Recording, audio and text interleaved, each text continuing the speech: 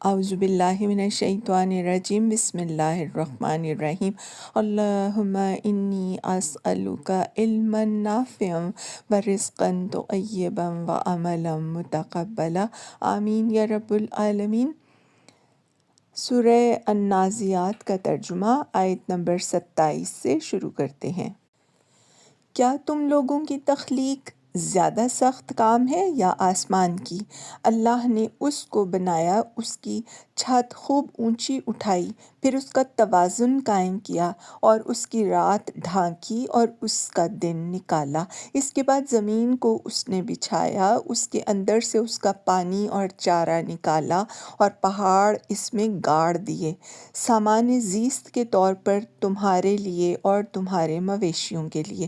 پھر جب وہ ہنگامہ عظیم برپا ہوگا، جس روز انسان اپنا سب کیا دھرا یاد کرے گا اور ہر دیکھنے والے کے سامنے دوزخ کھول کر رکھ دی جائے گی، تو جس نے سرکشی کی تھی اور دنیا کی زندگی کو ترجیح دی تھی، دوزخ ہی اس کا ٹھکانہ ہوگی، اور جس نے اپنے رب کے سامنے کھڑے ہونے کا خوف کیا تھا اور نفس کو بری خواہشات سے باز رکھا تھا، جنت اس کا ٹھکانہ ہوگی۔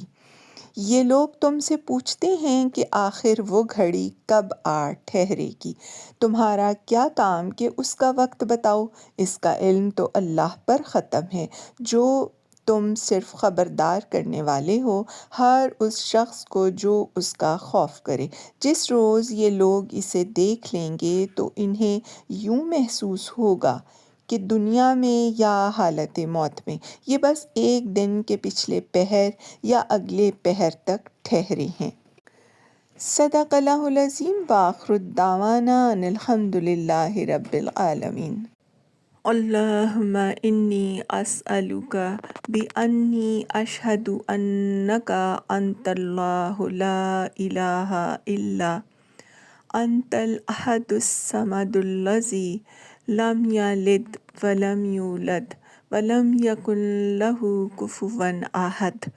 اے اللہ، میں تجھ سے سوال کرتا ہوں کیونکہ میں گواہی دیتا ہوں کہ بے شک تو ہی اللہ ہے، تیرے سوا کوئی معبود برحق نہیں۔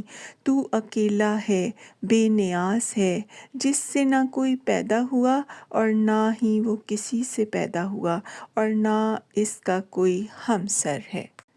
یا حی یا قیوم برحمتک استغیث، اے ہمیشہ زندہ اور قائم رہنے والے، ہماری مدد فرما، آمین یا رب العالمین۔